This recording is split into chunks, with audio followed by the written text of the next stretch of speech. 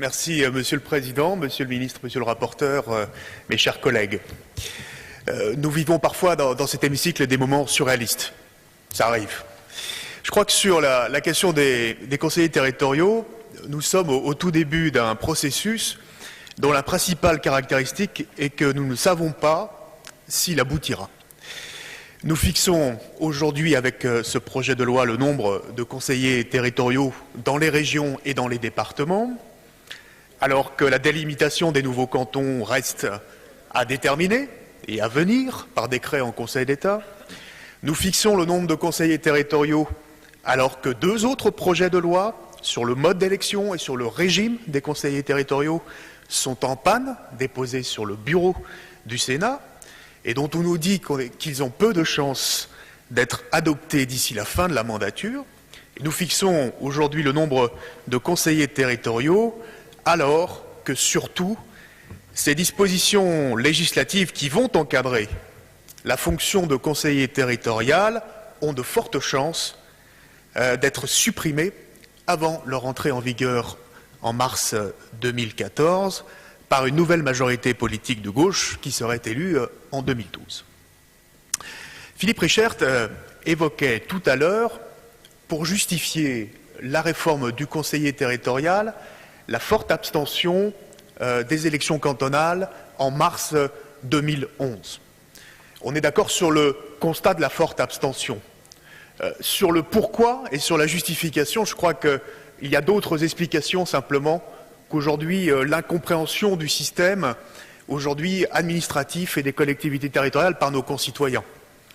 Le fait que, pour la première fois, contrairement à 2004 ou à 2008, où les élections cantonales étaient couplées aux élections municipales, élections à fort intérêt local, ou aux élections régionales, comme en 2008, le fait que la moitié des sièges soient renouvelés seulement et que ce scrutin se soit retrouvé seul en mars 2011, je crois que ça explique aussi beaucoup l'abstention qui a été massive de la part de nos concitoyens. Et je pourrais rajouter aussi parfois l'absence de campagne menée localement par certains candidats ou certains exécutifs qui voulaient escamoter cette campagne-là sur le plan politique, ou bien même l'attitude du gouvernement qui n'a pas, contrairement aux autres élections, mené de campagne d'explication ou de campagne de communication autour de ces élections. Philippe Richert a aussi évoqué tout à l'heure, en évoquant les conseillers territoriaux, du renforcement de leur rôle d'élu de proximité. Nous croyons au contraire que la nouvelle fonction de conseiller territorial va plutôt éloigner ces élus de nos concitoyens. Vous disiez tout à l'heure, ils seront mieux identifiés, mieux ancrés dans leur territoire, sauf que ces territoires seront plus grands, plus vastes, et les missions que nous allons confier aux conseillers territoriaux seront bien plus importantes. Et donc, ce n'est pas forcément un plus pour la démocratie représentative, et on risque peut-être là d'accroître le fossé aujourd'hui qui éloigne parfois les citoyens des élus locaux. La création du conseiller territorial va surtout institutionnaliser le cumul des mandats. C'était très bien dit tout à l'heure par Bernard Roman. Nous aurons 2 mandats en un. Et Bernard de Rosier ajoutait qu'il était physiquement et matériellement impossible d'exercer, d'assumer un mandat tel que le conseiller territorial, parce qu'on voit bien, par exemple, pour ne prendre que cette question-là, que nous sommes amenés, nous, les conseillers généraux, actuellement à siéger, par exemple, dans les conseils d'administration des collèges, mais que nous devrons, si nous sommes élus conseillers territoriaux, aussi siéger dans les conseils d'administration des lycées. Ça veut dire que vous passerez des semaines entières, le soir, dans des réunions de 2 ou 3 heures, à siéger dans ce type de réunions-là. Mais il y a beaucoup d'autres représentations que je pourrais évoquer.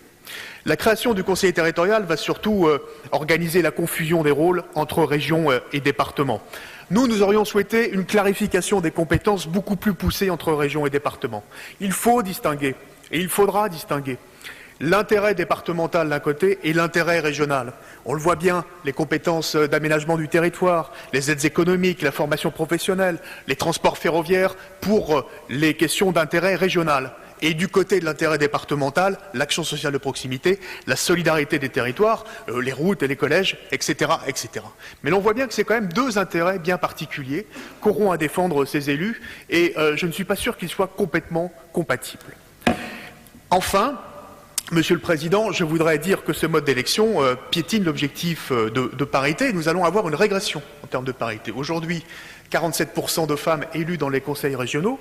Je voudrais dire qu'à l'issue des dernières élections cantonales, seulement 13%, soit 1% de plus, de conseillères générales dans les départements, et que donc il y aura aussi des conséquences sur les finances publiques des partis, puisque vous avez voté une loi qui maintenant fait que les dotations publiques des partis seront aussi indexées sur les résultats au niveau des élections cantonales. Et je vous demande de bien regarder précisément cet aspect-là, puisqu'il risque de faire mal à certaines finances de certains partis politiques au niveau national. J'en termine, Monsieur le Président, oui.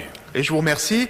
Loin d'entraîner des économies, je crois que, comme l'a dit tout à l'heure les deux Bernard, Roman et de Rosier, la création des conseils territoriaux qui siégeront à la fois à la région et au département va être source de dépenses supplémentaires en termes de transport, en termes d'agrandissement des hémicycles, de salles, des assemblées, mais aussi en termes de moyens humains qu'il faudra bien créer pour accompagner le travail des élus. Donc pour toutes ces raisons, je crois que nous sommes qu'au début d'un processus, mais que ce processus-là de création des conseillers territoriaux est aujourd'hui extrêmement mal engagé, à la fois sur le fond, mais aussi en termes de concrétisation, je dirais, de ce calendrier à terme. Merci.